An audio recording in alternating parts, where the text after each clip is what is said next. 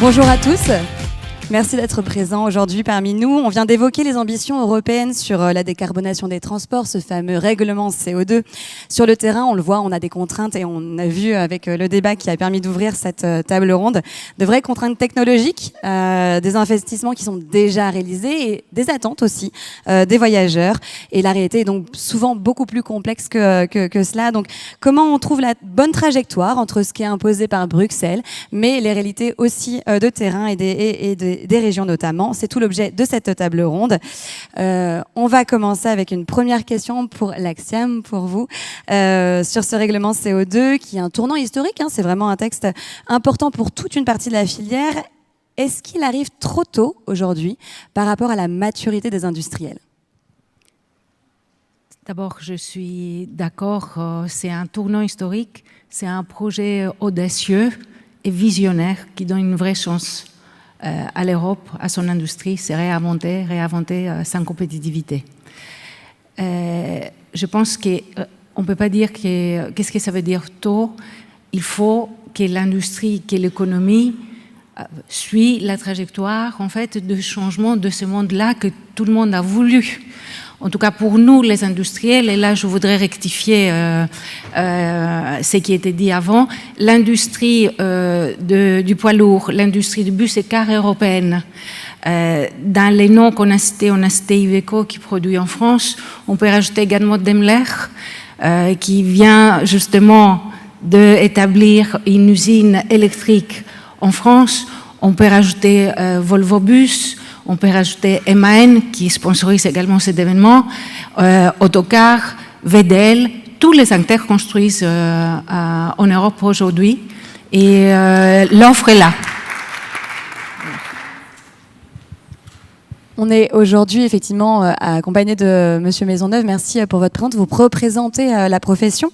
Mais sur le terrain, est-ce que vous sentez aussi ce décalage entre ce que Bruxelles prévoit et ce que la technologie permet aujourd'hui, en tout cas, même si ça c'est en cours? Oui, bonjour à tous.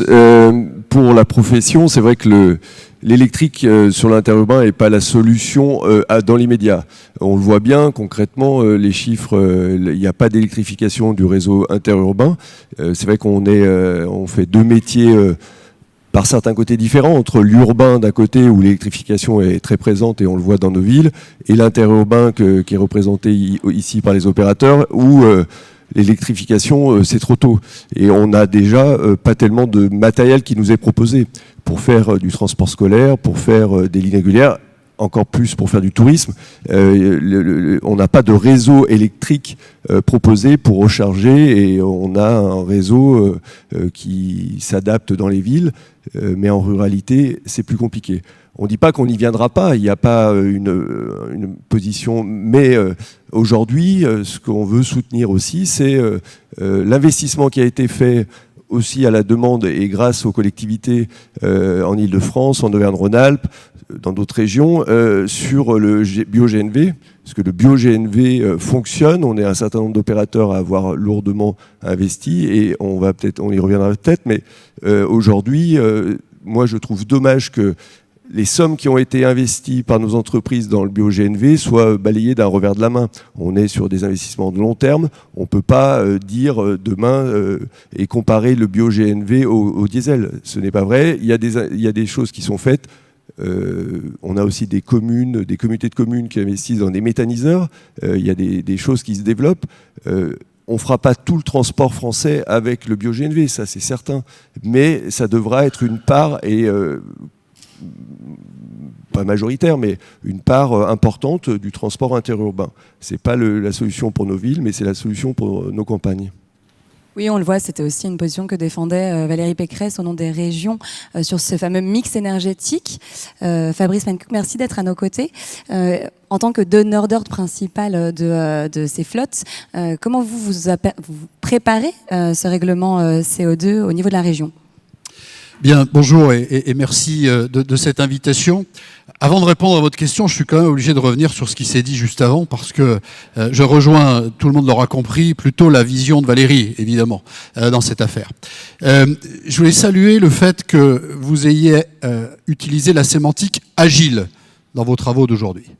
Parce que s'il y a bien deux mots utiles, c'est agile et pragmatisme. Et donc, on ne peut pas appréhender le sujet que vous évoquez ici sans avoir ces deux dimensions-là. Pourquoi je dis ça ? Parce que, après ce qu'on a entendu, en tous les cas, ce qui est arrivé dans la salle, je ne veux pas avoir de vision sur l'auteur, mais de ce qui est arrivé dans la salle, on peut donner l'impression qu'en réalité, il n'y a pas de France des territoires. C'est complètement faux. Les situations à un endroit ne sont pas celles à un autre. Et la toise de Bruxelles ne devrait pas être un alignement systématique de ce qui se produit partout, tout simplement parce qu'il faut prendre en considération les territoires auxquels nous nous intéressons. Ce que nous vivons en ville, ce que nous vivons dans mes montagnes, n'a absolument rien à voir. Premier élément. Deuxième élément, ne pas perdre de vue que si vous êtes là, si nous sommes là, c'est d'abord parce qu'il y a des usagers. Et Julien Vuillemard, qui suit ces questions dans mon exécutif au quotidien, c'est sa première motivation. Et on a beau passer avec vous 400 millions d'euros par an de contrats de roulage, vous le faites et nous passons la commande parce qu'il y a des usagers. 200 000 élèves que nous transportons, 40 000 au moins passagers pour des questions de domicile-travail, en gros 250 000 passagers par jour que nous mettons dans nos transports. Avec évidemment beaucoup de commandes publiques, qui est nourrie d'une volonté d'assurer le meilleur service sur le terrain, en prenant en compte des considérants qui sont ceux qui s'imposent à nous, d'abord de la règle, évidemment, quand on parle de commande publique, mais aussi de respect des objectifs que nous nous sommes précisément fixés. L'écologie positive, chez nous, a une définition très claire de ce que nous souhaitons faire. Et dans un moment où le transport ne peut pas être appréhendé comme un silo qui ne voudrait méconnaître le reste.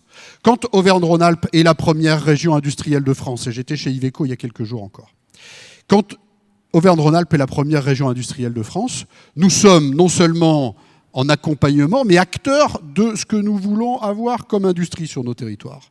Quand Auvergne-Rhône-Alpes est la première région qui se distingue en France sur son mix énergétique, avec cette volonté d'une décarbonation, on est la première région du nucléaire, avec d'ailleurs, et j'en suis ici très ravi, un avis favorable qui a été rendu sur le débat public qui va nous permettre de créer la paire d'EPR supplémentaire à Bugey. C'est une très bonne nouvelle sur l'industrie comme sur l'énergie. Quand nous sommes la première région de l'hydroélectricité qui fête cette année ses 100 ans, nous avons là une véritable réponse sur l'énergie et l'énergie primaire. On parlera sans doute d'hydrogène tout à l'heure. Ce sont des dimensions qui sont absolument essentielles et qui nous imposent de regarder ça. Ensuite, pour aller vers la réponse à votre question, de se dire que nous ne sommes pas seuls.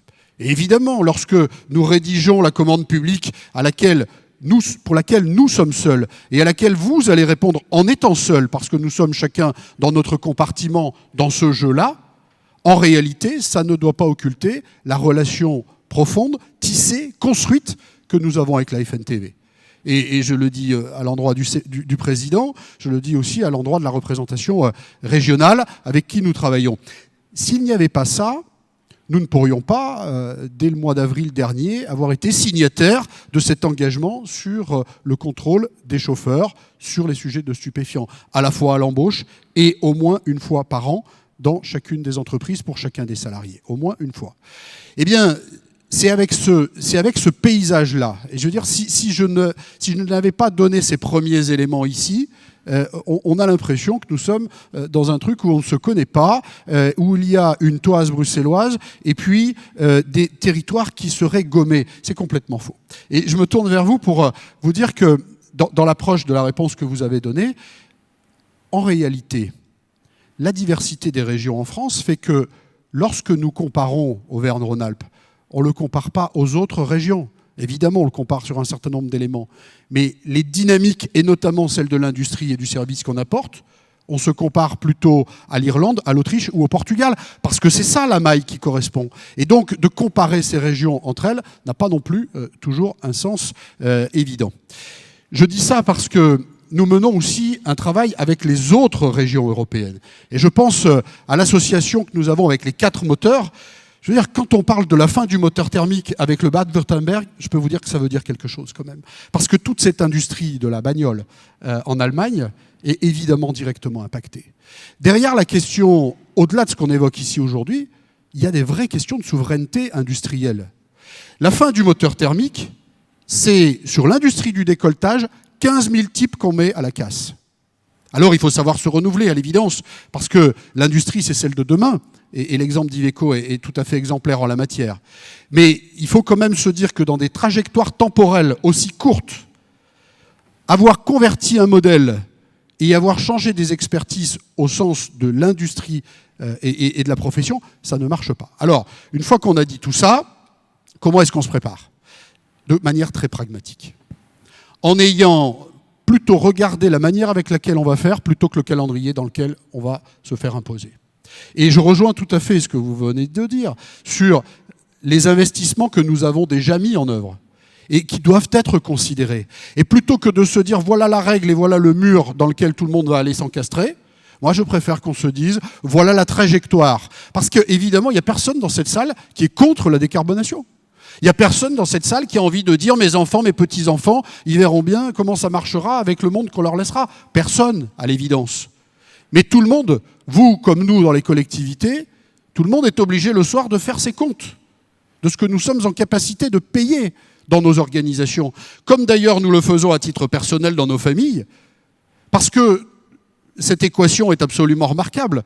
On se dit, d'accord, on ne va pas augmenter de fiscalité, tout le monde est d'accord avec cette idée, il n'y a plus un rond dans les caisses, tout le monde est aussi d'accord avec cette idée. On veut décarboner, et puis si en prime on pouvait faire le transport gratuit dans les villes, ça serait quand même pas mal. Ok.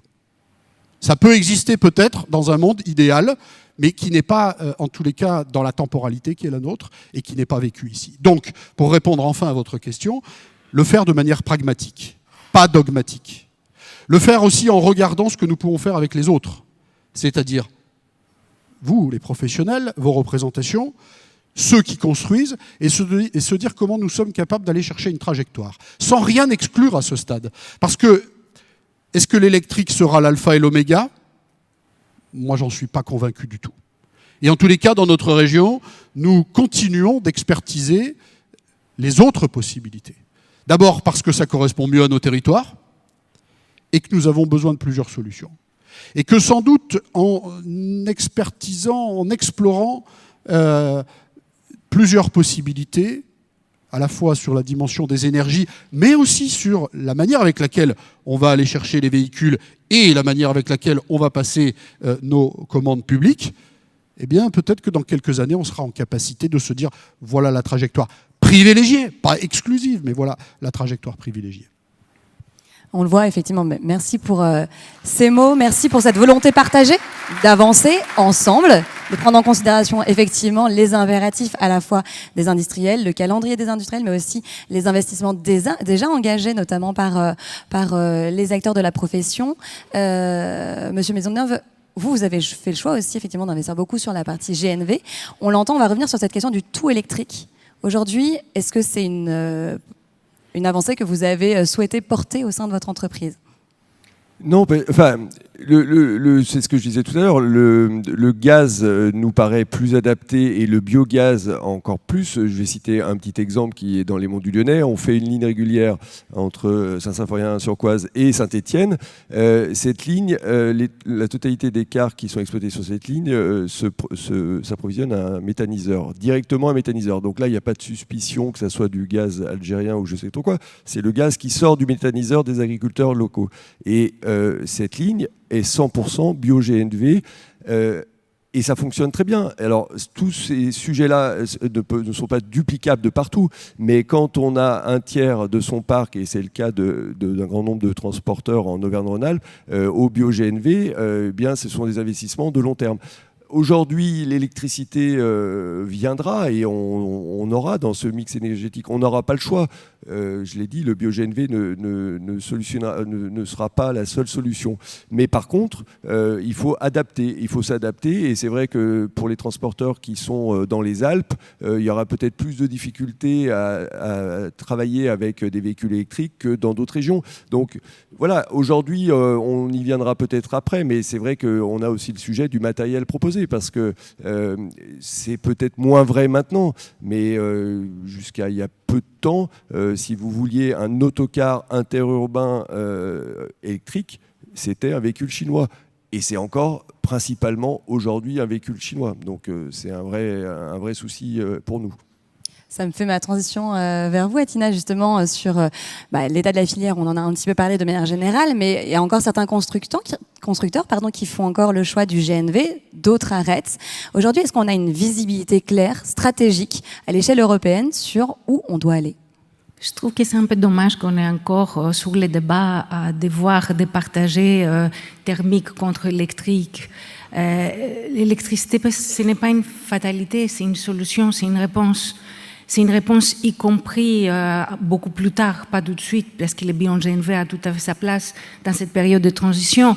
Même par rapport aux biomasses, on parlait tout à l'heure, les agriculteurs, ils ne vont pas fermer la porte dans la biomasse, puisqu'à travers la biomasse, on peut également produire l'électricité. Ce qui est important, c'est flécher les énergies et les priorités. On a vu par la progression du bus électrique, elle est spectaculaire. On est déjà à plus de 50%. L'écart, ça va être peut-être plus difficile d'arriver par l'électrique. On est dans une période de transition, comme elle a très bien souligné Madame Dely tout à l'heure. Tout ne va pas se faire du jour au lendemain. Tout investisseur industriel autre, il a besoin d'une trajectoire, il a besoin de la visibilité, un cadre dans lequel il doit fonctionner. Mais justement, là, aujourd'hui, on vous pousse. Effectivement, vous, industriels, on vous a poussé, l'Europe vous a poussé à aller... Je ne pense pas que l'Europe nous a poussé. D'abord, on oublie que dans les règlements européens, on ne dit pas la fin du moteur thermique. On dit en fait la fin des énergies fossiles. Il faut arriver à une trajectoire à zéro. La seule, aujourd'hui, énergie qui nous permet d'être à zéro, c'est l'électrique, mais la trajectoire, ça va se faire avec la neutralité énergétique, avec d'autres également, motorisation et énergie. Mais de fait, aujourd'hui, le GNV et bio-GNV, d'ailleurs, ne sont pas considérés comme pouvant arriver aux objectifs du règlement CO2. Or, vous l'avez dit, et je pense que la profession le porte régulièrement aujourd'hui, nous n'avons pas de solution, notamment pour les longues durées, mais aussi sur l'interurbain, on n'a pas de solution électrique en tout cas, et encore moins hydrogène si je peux me permettre, pour aller effectivement remplir ces objectifs. Et on a un timing. On est sur une trajectoire. Alors la trajectoire, il faut qu'on arrive à zéro, mais on est encore sur cette trajectoire. Personne n'interdit les autres énergies du moment on n'a pas une application adaptée en fait à chaque usage. Même si on passerait à 100% électrique, il y aura des usages qui ne seraient pas adaptés à l'électrique, qui vont pouvoir être peut-être comblés par l'hydrogène ou par d'autres énergies.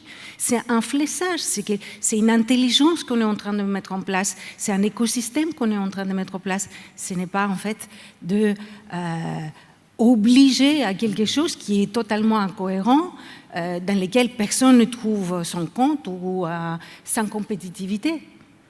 En tous les cas, les opérateurs, pour le coup, seront dépendants de la filière. Donc, c'est vrai que c'est important aussi qu'ils aient un peu de visibilité sur où, collectivement, les constructeurs choisissent d'aller. Ça serait, en fait, les zéro émissions, parce que c'est ce qu'on a décidé collectivement, mais ça va se faire avec un mix énergétique, comme il a été décidé. Et c'est bien évident qu'il y aura des ajustements. C'est un programme trop ambitieux, trop important, pour qu'il soit figé dès maintenant. Ça, c'est un message effectivement que porte notamment la profession depuis longtemps sur les ajustements.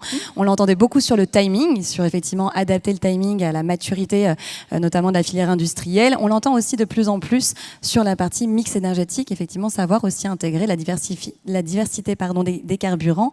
Et je reviens vers vous, Monsieur le Président de Région, sur la partie hydrogène. C'est une énergie que vous avez souhaité beaucoup valoriser, en tout cas développer. Est-ce que vous pouvez nous dire un peu où vous en êtes aujourd'hui sur la maturité de cette énergie ? Merci. Alors, plutôt vecteur d'énergie, si on veut être tout à fait conforme. En tous les cas, effectivement, on a souhaité l'explorer dans la volonté de ne rien exclure a priori. Et aujourd'hui, ce qui apparaît de manière très claire, c'est que la solution hydrogène, elle va très bien, notamment en montagne, c'est-à-dire quand on est en extérieur des centres urbains, quand on a des besoins énergétiques qui sont très importants, c'est le meilleur moyen de pouvoir y répondre. On est encore dans ce moment où on éprouve le modèle, il faut être très clair. Et quand on parle d'hydrogène, c'est important aussi de parler des véhicules en tant que tels.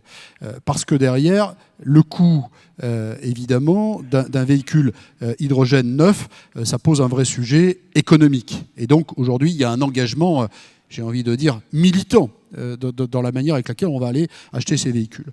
En revanche, on a la possibilité d'avoir des rétrofits particulièrement intéressants. Du côté de la région Auvergne-Rhône-Alpes, nous nous sommes engagés dans cette direction avec des opérateurs locaux qui assurent ce rétrofit.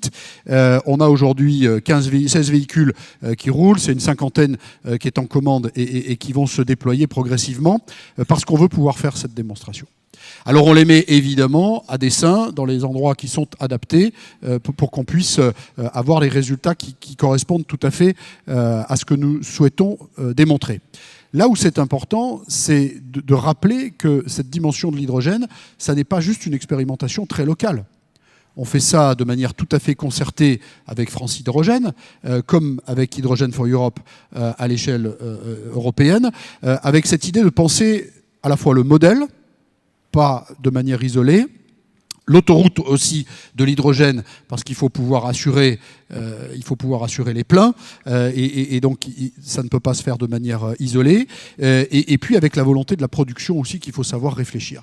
Et sur le sujet de la production, on a une dimension qui est très importante, qui est de rappeler que la question de l'hydrogène mobilité ne peut pas être regardée sans la vision industrielle autour de l'hydrogène. Et la décarbonation de l'industrie est très complémentaire de l'hydrogène mobilité. Et d'ailleurs, si on regarde les volumes, on aurait plutôt intérêt à le mettre dans l'autre sens. L'hydrogène mobilité a du sens quand on intègre bien la dimension de l'hydrogène dans la décarbonation de l'industrie. Pourquoi ? Parce qu'on est sur des volumes importants. Et si on ne massifie pas les modèles, eh bien, on n'y arrivera pas. Et d'ailleurs, ce que nous avons vu sous votre contrôle sur le véhicule léger, c'est que tant qu'on n'a pas massifié les modèles, on n'est pas arrivé on n'a pas trouvé le point d'équilibre économique. Et ça vaut à la fois sur le véhicule comme sur la production de ce qu'on va mettre dans le réservoir, quoi qu'on mette d'ailleurs. À un moment donné, il y a des questions de volume et donc de massification qui sont absolument indispensables. Sur l'hydrogène, nous en sommes là, avec des points d'attention. Parce que je déplore les positions qui ont été prises au niveau du gouvernement il y a quelques mois, où il y a eu une forme de condamnation de l'hydrogène à tort, je le dis, parce que la mobilité légère, la mobilité lourde et l'industrie, ça ne peut pas être considéré de la même manière. Que sur la mobilité légère, on puisse émettre des vraies interrogations, c'est tout à fait compréhensible. Sur la mobilité lourde, compte tenu de ce qu'on vient de dire des usages et de la complémentarité de ces différentes typologies de véhicules en fonction des typologies de nos territoires, ça a là pour le coup énormément de sens. Et la décision qui a été prise, les déclarations qui ont été faites sont plutôt définitives sur le modèle. Il est impératif de pouvoir retravailler dessus. Ça, c'est le point d'attention parce que avec ces déclarations, d'ailleurs, on vient d'une certaine manière, si elles devaient être confirmées, condamner une partie de notre souveraineté industrielle sur le sujet. Je rappelle qu'en Auvergne-Rhône-Alpes, on concentre les 3/4 de l'écosystème de l'hydrogène sur nos territoires, depuis la recherche jusqu'à la mise en œuvre. Je cite évidemment l'usine de piles à combustible Symbio qui est sur notre territoire. Aujourd'hui, on est dans un moment où, si on veut qu'il puisse y avoir une émergence autour de l'hydrogène, il faut plutôt qu'on vienne soutenir le système.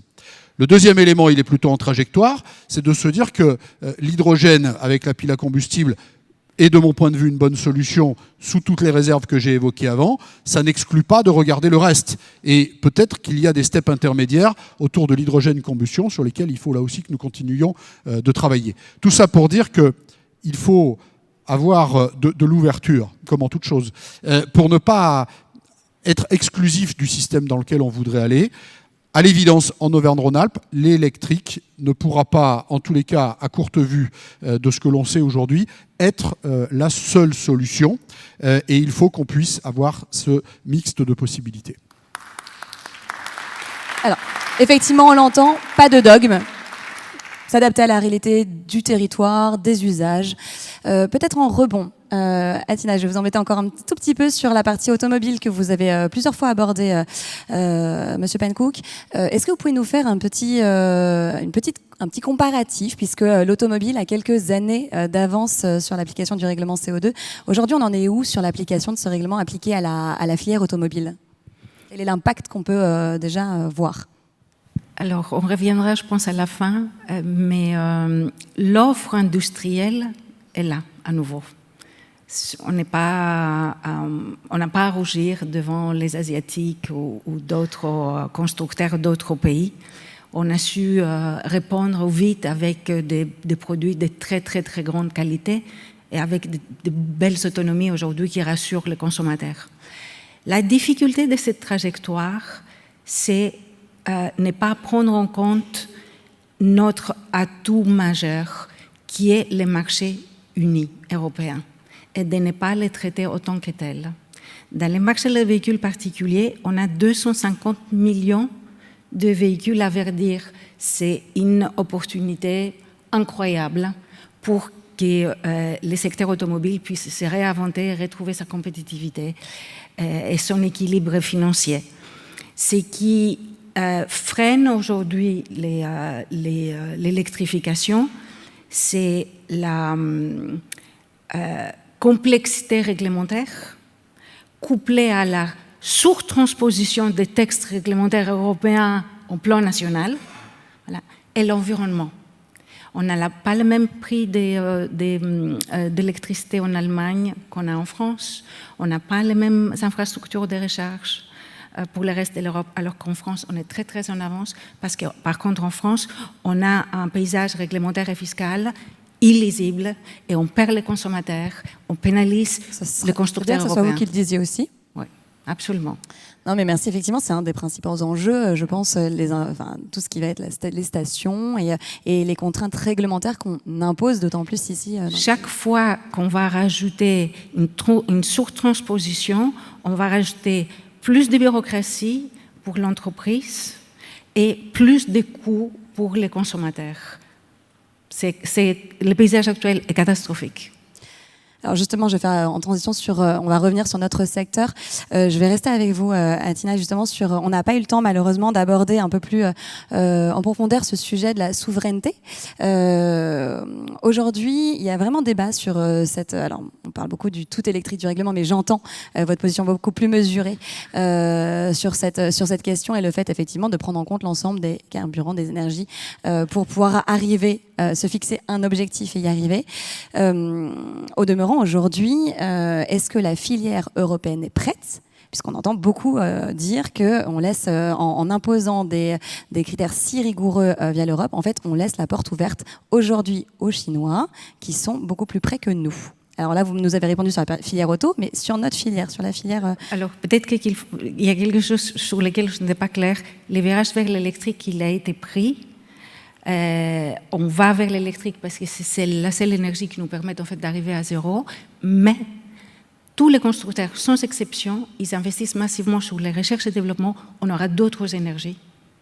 Okay. Voilà. Donc aujourd'hui, vous rassurez les professionnels présents. Absolument. En leur disant que nous aurons des solutions qui permettront de répondre aux impératifs. Et sur la question de souveraineté, je vais vous retourner peut-être la question. Je vais vous dire, si aujourd'hui, il y a des acteurs qui ont avancé sur d'autres technologies, et ce sont les technologies d'avenir. Qu'est-ce qu'on fait? Est-ce qu'on va vite? On répond on cherche nos compétitivités, on investit, ou on ferme les portes et on les laisse avancer tout seuls? Je pense qu'on a la même réponse. Voilà. Collectivement. Alors, c'est un combat, en fait, collectif et des marchés partout dans le monde. Si on ferme les portes ici, on ne trouvera pas notre compétitivité en plan mondial.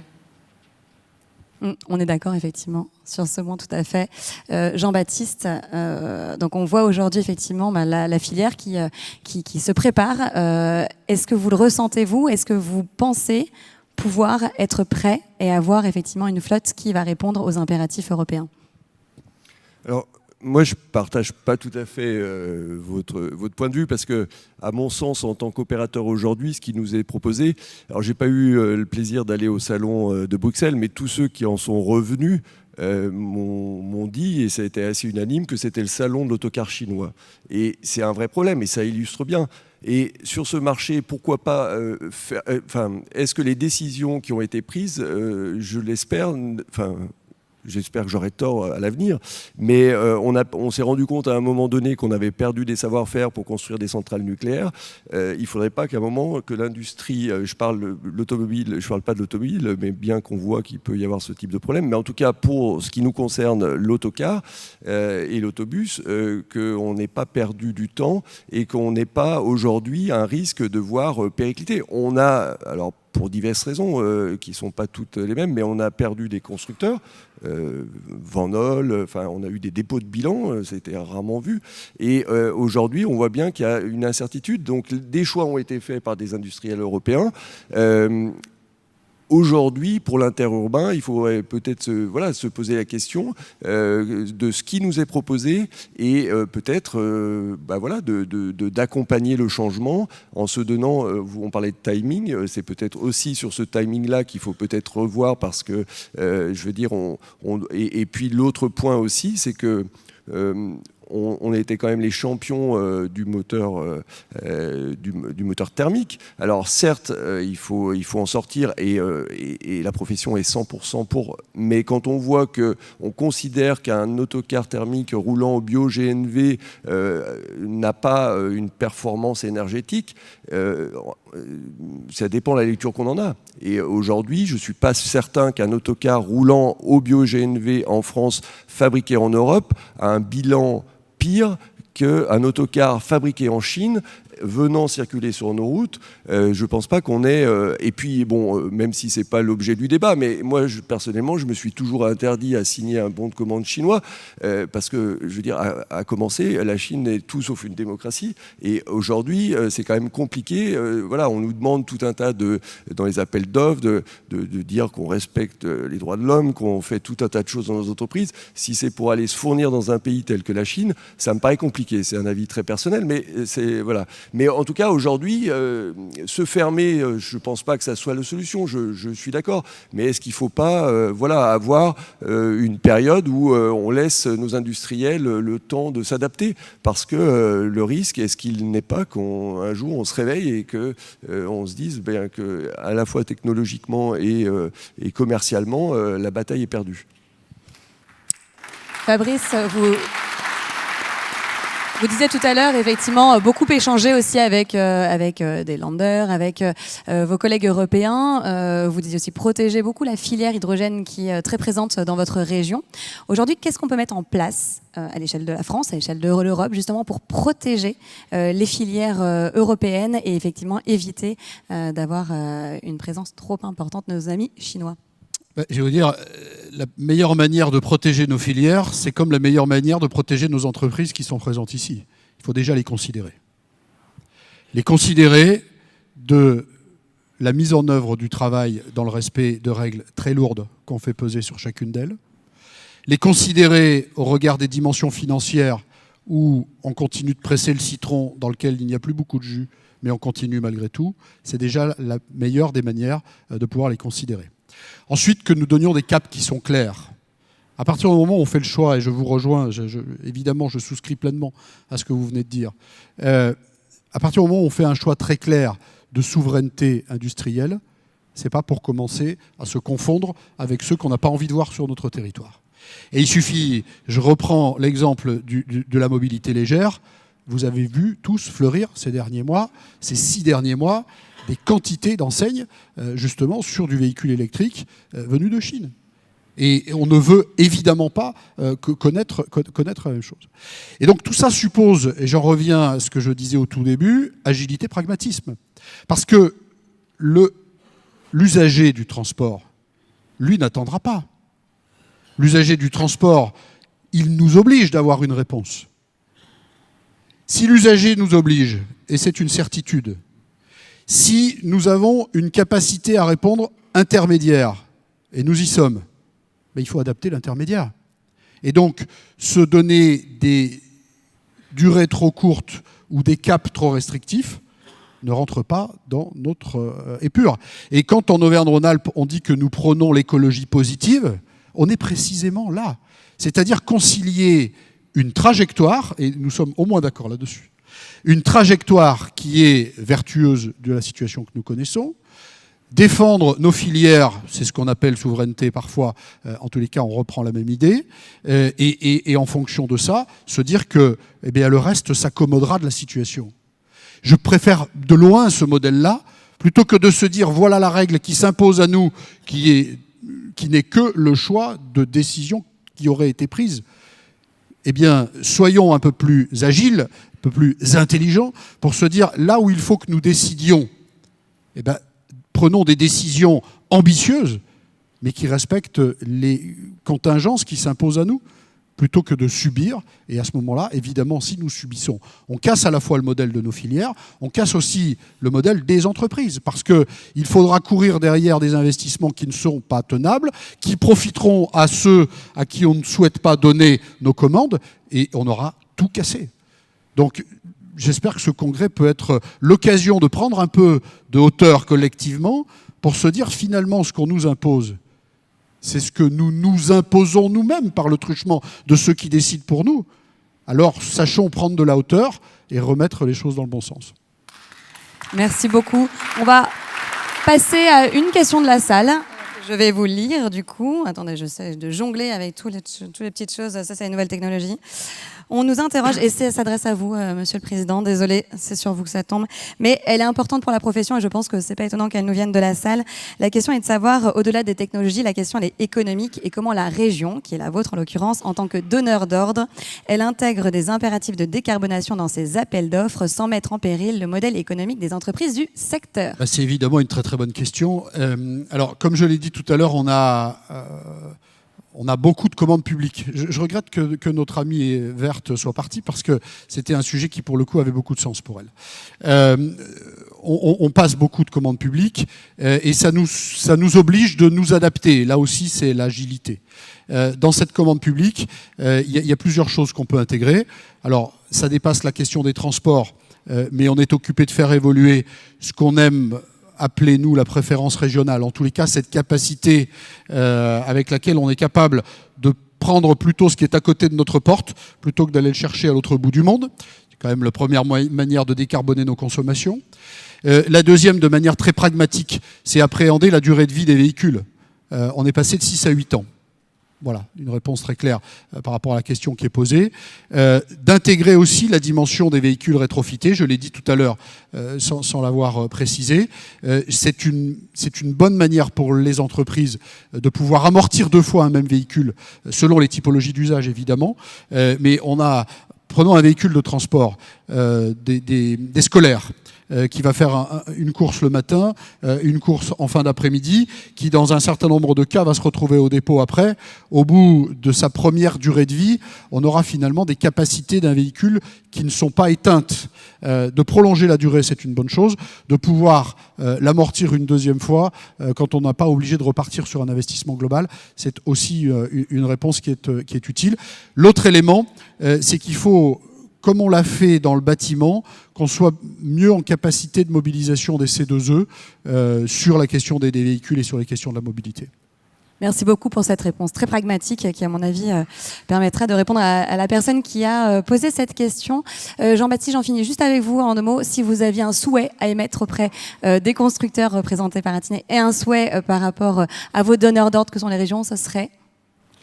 C'est que l'on ait du matériel européen qui soit en mesure de répondre aux besoins de mobilité, et puis peut-être qu'on se redonne un timing qui continue à nous obliger à évoluer, parce que notre profession évolue chaque jour, on investit régulièrement, mais aujourd'hui j'ai peur qu'on ait une fenêtre de tir qui soit en décalé entre l'offre industrielle et les obligations qui s'imposent à nous.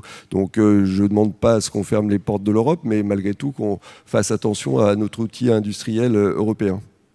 Adapter le timing, c'est quand même à peu près ce que vous souhaitez aussi pour atteindre la trajectoire que vous souhaitez. Je dis que peut-être qu'il y aura des ajustements, mais voilà, la trajectoire est indispensable.